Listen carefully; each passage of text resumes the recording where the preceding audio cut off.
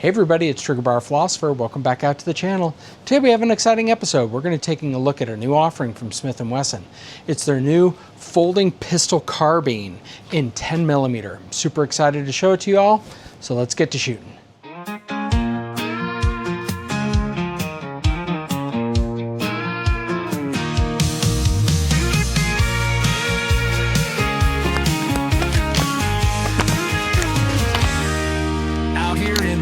Land where our spirits run free. Trigger bar philosopher, it's you and me. From pistols to rifles, we'll take on the best, reviewing each weapon, put them to the test. With revolvers and shotguns, we'll break it all down. The Second Amendment protects from the crown. This is kind of an interesting gun. They had come out with a 40 Smith & Wesson version not too long ago. Some other channels reviewed it, including one of a buddies of mine, which is the Turkey's Opinion. He was not happy with that at all. And you kind of can see why with it on his video. The bolt catch, bolt release, the safety, there's literally, it's very difficult to press. The charging handle would rock back and smack him in the face. The recoil was not pleasant at all, even at a 40 Smith & Wesson. So what did they do? They did some upgrades to this. So as you can tell, this locks in pretty well. I'm guessing that this is going to hold true. Well, and in fact, I already have shot it and I've already shot the video portion of it. So I'm doing this after, and this holds very well in there while you're shooting. Doesn't come back and hit you in place. The controls on the gun work now. It has sort of that standard, like on a pistol, has your mag release that you would have here. It does come with 3 15-round magazines, which is awesome. So it's got a mag release there. It's got that bolt catch, bolt release right here, and has one on the opposite side as well for those left-handed or right-handed. I do believe that the mag release is swappable. It's got a very M&P-ish type trigger with this little dingus there. It's not a bad trigger. As I release this, and we could do a little bit of ghosting here with it. It's not a great trigger, but it's not a terrible trigger. I would guess that this is a 4-pound trigger on here, so not bad at all. But it is a little mushy. It's not like some nice, look, it's not some nice crisp trigger. And if you're getting this for a nice crisp trigger, you're probably in the market for the wrong gun. What this is all about, philosophy of use-wise, is a foldable carbine that is easy to tuck away and have in case of some type of emergency. And the nice thing is that it will be magazine compatible with your M&P 10mm.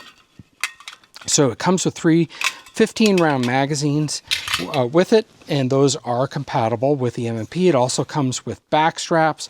It comes with a pretty nice case, I'd say, for carrying and transporting it. It's not a bad overall gun. Fold it up. When it folds up, it gets to about 16 and a little bit of inches. Then when you slide this back and you unfold it, it folds out and snaps in. Folds out to a little bit over 30 inches long. So that's pretty good. It does have a couple spots for your mag holders, which gets released. You get the bottom one by pushing up, get the top one by pushing down. You can see there's the little paddle lever right here. You get it's kind of, I don't know, it's counterintuitive to me. I would say when I push this way, I should release this mag. What happens is I push here, it releases this mag, push here, it releases that mag. It's weighing in at 91.2 ounces. I added a Holosun 510C dot to it. This is a dot that I've been using and testing on another carbine at the moment. But you notice what it doesn't come with is it does not come with iron sights. I do wish that Smith & Wesson would send it with iron sights. And you notice, remember, this is pretty much a takeoff on our old Kel-Tec models. So you release it up here, you can bring it back to the folding position, and then you kind of have to do a little bit of a dance to get this charging handle in the right spot for it to snap in with this gun. So There we go. So now it's snapped in and it's locked in. And then to get it out, again, you yank down on the charging handle and bring it out and snaps it. And it's pretty good.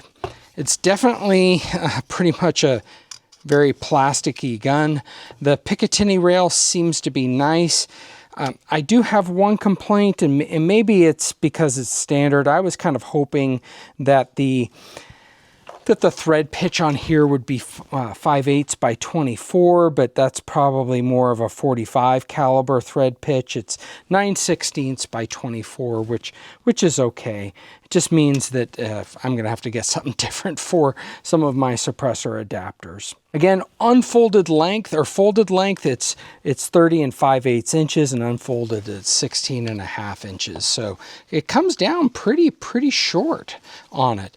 But with all of that said, it's really going to come down to is how do you shoot this thing? And is this going to be something that you're going to want to shoot when we scale up to 10 millimeter? 10 millimeter in terms of semi-auto pistols is one of the more powerful end of semi-automatic pistols. It's not 50 AE, it's not 429 AE, it's not 460 Roland, it's not in that category, but 10 millimeter is one of the more powerful pistol rounds. And so does it make sense to have a pistol caliber carbine or a folding pistol carbine that you can tuck away in a bag and have with you as backup just in case the time ever needs it? So of course this is a takeoff on the old Cal-Tech folding pistols, and they folded top and over, which meant you couldn't have an optic on it. I think they've changed theirs now, and it folds up pretty compact, just taking a look at that. Oh, and it's not snapped in. You do have to, again, pull back the charging handle to make sure that it snaps into place. And again, it folds up pretty nice and tight in there. All right, so with that said, let's get it out to the range, get some shots down range, and we'll talk about our thoughts after shooting it. Okay, well, we have some Federal 180 grain. I know from past testing, this is not much, but that's what we're going to start off with. These are the very first shots through the FPC 10 millimeter from Smith & Wesson. We have our Garmin out just to see what we get. These rounds are typically around 1,050, 1,000, somewhere around that. They're 180 grain projectiles. Not doing that well. I'm just going to get my gun sighted in and see how it shoots. First shots, here we go. And the safety is... just using the scope. Safety is on. That safety is a little bit odd of a spot, so it's way up front by the trigger. And I really just got this gun, so we're now trying it for our first time. 1125, so it kicks up just a little bit with this extra barrel. Not bad. 1109. Let's try the googly eyes. 1128.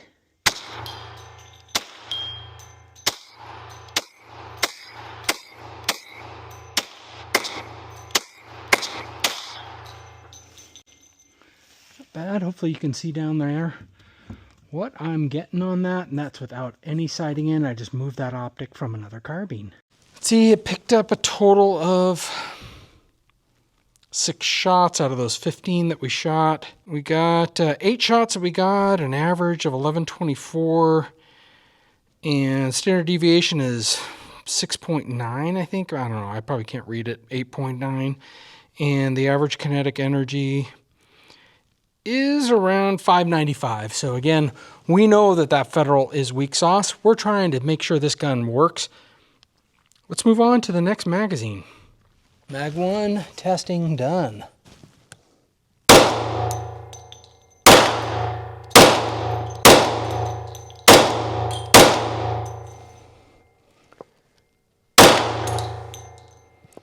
.26. It's really odd. It's not a bad recoil. They may have fixed this. I am not getting hit by the charging handle at all. I know on a channel called The Turkey's Opinion, a good friend of mine, on the FPC 40, he was getting smacked in the face. That doesn't appear to be happening.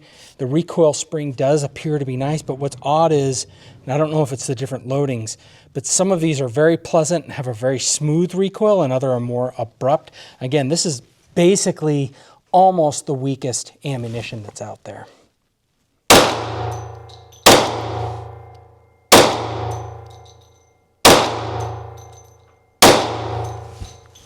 So far, pretty nice shooting gun. Again, this is weak sauce ammo. Let me just check again what our session summary is now. After shooting 30 rounds through it, it collected 19 shots though, because I wasn't just shooting for that. Average kinetic energy right around 499, so 500 energy foot-pounds. So some pretty soft stuff coming in there. The min was 1079. That's out of the 16-inch barrel. That's some... Federal doesn't believe in velocity. That's just their thing. The extreme spread was 53, so between the low and the high, and the average was 1117. All right, well, let's try some Velo ammunition. This is advertised as hunting, and it's not the highest ammunition, but let's test it out to see how this FPC performs. Okay, we have some of this Velo ammunition. It's 200 grain. We'll see how it does. And I have moved back.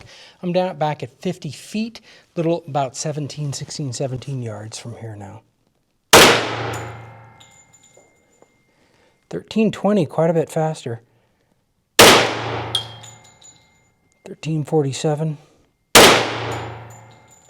1353. 1337. I only have 7 of these rounds. 1344. 1339. And 1347. That's good. One of my past issues, just reminding you again, with the M&P 10 was that it had a hard time with higher power loads. Just take a quick peek in here what that session summary is. We're looking at a min of 1320, a max of 1353, extreme spread of 32, an average kinetic energy of 799. Yep, almost 800 foot-pounds of energy out of those Velo. Those scaled up pretty nice. That's quite a bit higher than what they were getting out of the handguns. And I'll be honest, it felt maybe it was kicking just a little bit more, but it was still a pleasant gun to shoot. I'll be damned. I didn't think they'd made much of an improvement on this gun. So far, I'm really liking it. Let's shoot a little bit of more of a test. We're going to go to some Underwood, and we'll see how that does. Okay, this is some Underwood rounds. So this is quite a bit more energy. I think it'll be even more than that Velo that we were getting, close to 800 energy foot-pounds. It's probably not as much as what these light for caliber bullets are going to do with 10 millimeter. We'll save that for another day. But for today, this will be the most powerful round that I'm testing. 1481. 1496. 1464. 1488, 1482, 1473, 1483, 1473, 1464. It's working. 1480. I wouldn't say that it's necessarily as pleasant as some of those others were to shoot. Definitely can feel that's kind of on the high end for it, but it feels fine and it operated fine. That's pretty exciting. Let's just take a quick look at this, of what we have with our session summary. For a min of 1464 and a max of 1496. Let me take these glasses off. Of 1496 and a average of, and a kinetic energy of an average kinetic energy of 971. Wow, that's really nice. We're getting some nice acceleration with those Underwood rounds. That's usually, at best, these are going to be around 700 energy foot-pounds. So that's close to 270 more energy foot-pounds out of these Underwood rounds from what you get in a pistol of kinetic energy. That's a lot more kinetic energy. That's fantastic. Boy, pretty cool. I'm going to try to do something. It's kind of odd. I'm only at 50 feet. I'm just going to see how well this shoots at precision. 15-yard accuracy with a rifle is stupid. That's not very far at all. That's all I have at the range today. So just for this video, I just want to see how it does in this. This is not really taxing the rifle. It shouldn't be, but sometimes you learn things when you try to see it on paper. If it's going to be accurate at 100, it should be very accurate at 15. And I don't have a great grip. As you can tell, I'm kind of in a weird position, but now I have some 180 grain Mag Tech ammunition that's different than we've been firing. Again, we'll get more information on whether or not this is running it with just different ammo that's loaded. Let's see how it is to shoot it here.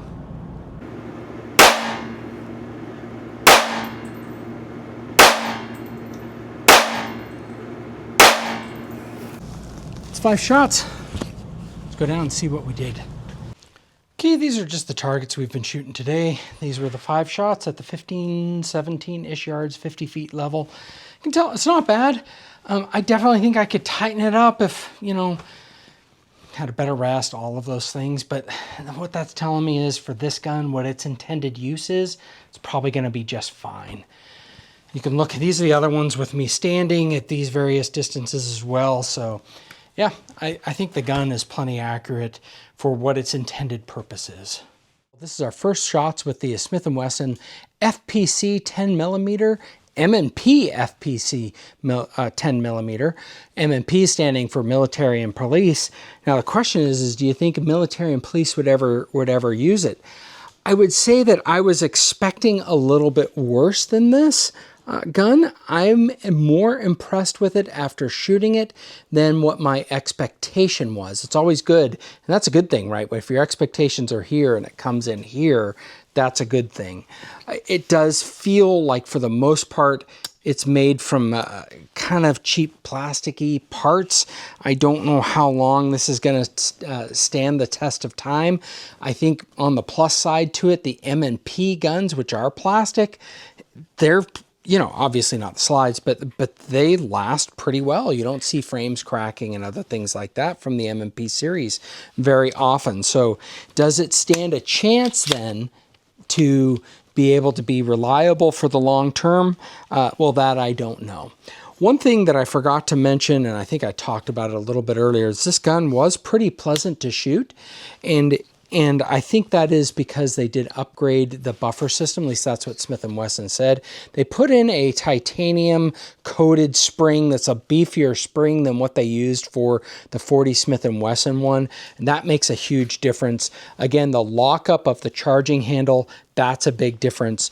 All the controls, the crossbolt safety, which I'm not a huge fan of, but they have it. The crossbolt safety, the mag release, and then the bolt catch bolt release, those all work really, really well. The Picatinny rail slots seem to be spaced. I had no problem at all, spaced correctly. I had no problem at all mounting the optic on there, which is what you're going to have to do unless you want to shoot with no sights the first time you take it out. In theory, the handguard has M-lock on it, so we'll test in the future putting a light on here and see how well spaced the M-lock is on this. You do have something here at the end for your sling to be mounted on the end. I like that.